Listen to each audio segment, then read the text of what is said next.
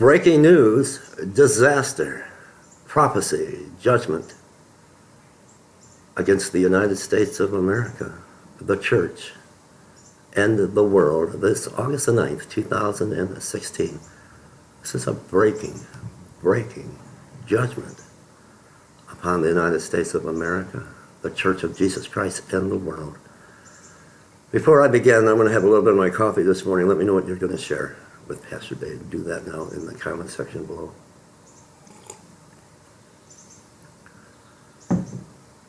I was recently asked this question, and let me share this with all of you.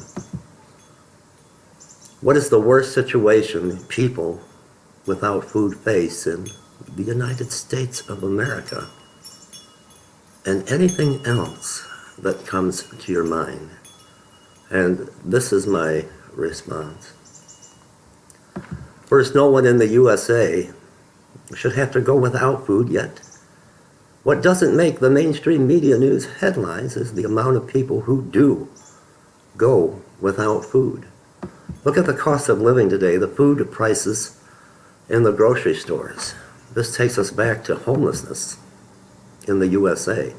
Pre-homelessness begins with finding a way to either attempt to keep the mounting bills paid and rent or mortgage, or to eat.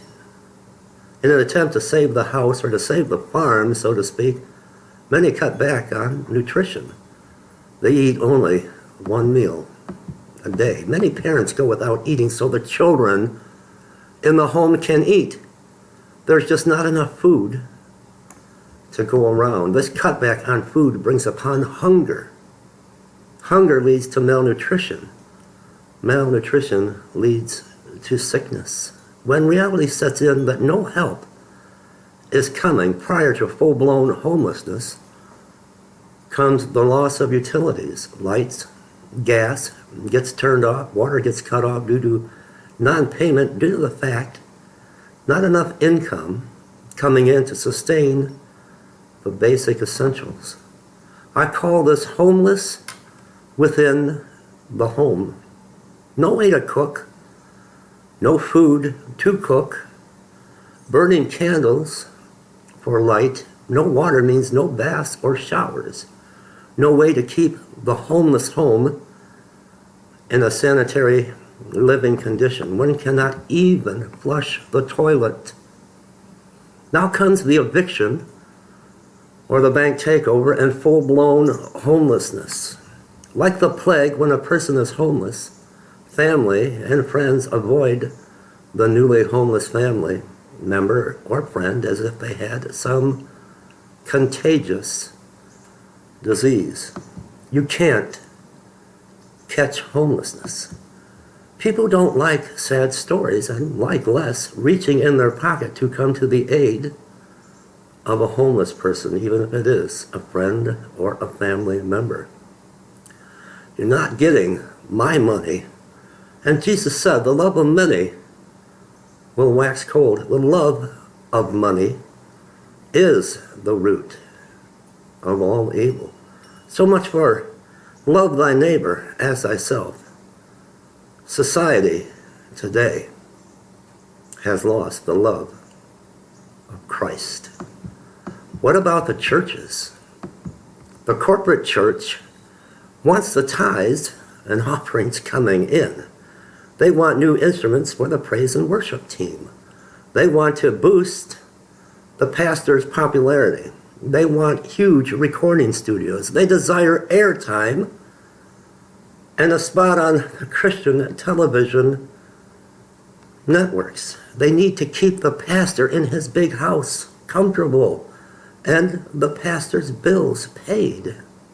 Pastors, like myself, running homeless ministries, suffer because we aren't exciting enough or have you fired up enough with the sermons that make you feel good.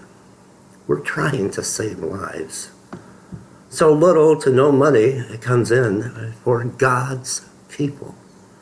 The poor and homeless don't put in the offering basket big checks or an abundance of their wealth. If even permitted in the church, Like the poor widow, they may only put in $1, and soon this member will be discouraged from attending this church altogether, and eventually will find the doors locked to keep them out. A reality today is that they do not allow the homeless into their house of worship. They are a distraction to the service. They're not dressed in nice enough clothes. They're dirty in the eyes of the pastor idolizing congregations.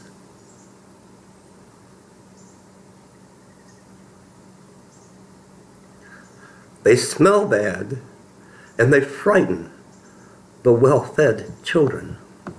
So the born-again Christian faces now the reality of full-blown homelessness. They are all alone in their struggle. They feel every emotion imaginable, shunned by family, friends, and society. They become the invisible people of the street, frightened, ashamed, and all alone in a big world. The majority of the homeless work. They may be the cashier at the checkout in the store you frequent, or the girl behind the counter at your local coffee shop. They look just like you. They may be the veteran who fought for your freedom to assemble and to worship God. Only they are who you have left behind. Amen. They are who you have left behind. On that day, that trumpet sounds. I often wonder, who will Jesus leave behind? There's more to come on this. I will never sell out for popularity. I'll never put on a suit jacket and dress up to impress anyone. I'll never sell out. The homeless, for I was one of them. Ministry announcements, no offerings.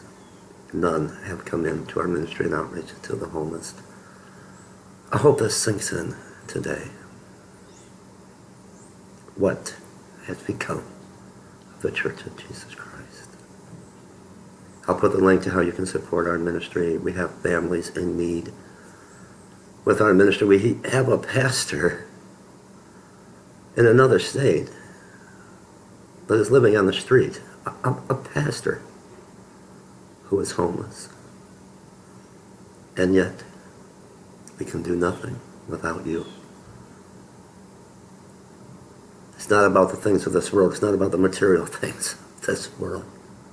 It's not about our own wealth and popularity. You'll never see me on a Christian news television program with my own spotlight. I'm just a pastor that cares. I'll put the link to our ministry below. Keep our ministry lifted up in prayer. We need a lower control arm for our new vehicle that we have for the homeless. The devil is trying every way to attack. And we have some families that are in desperate situations. I'll put the link below.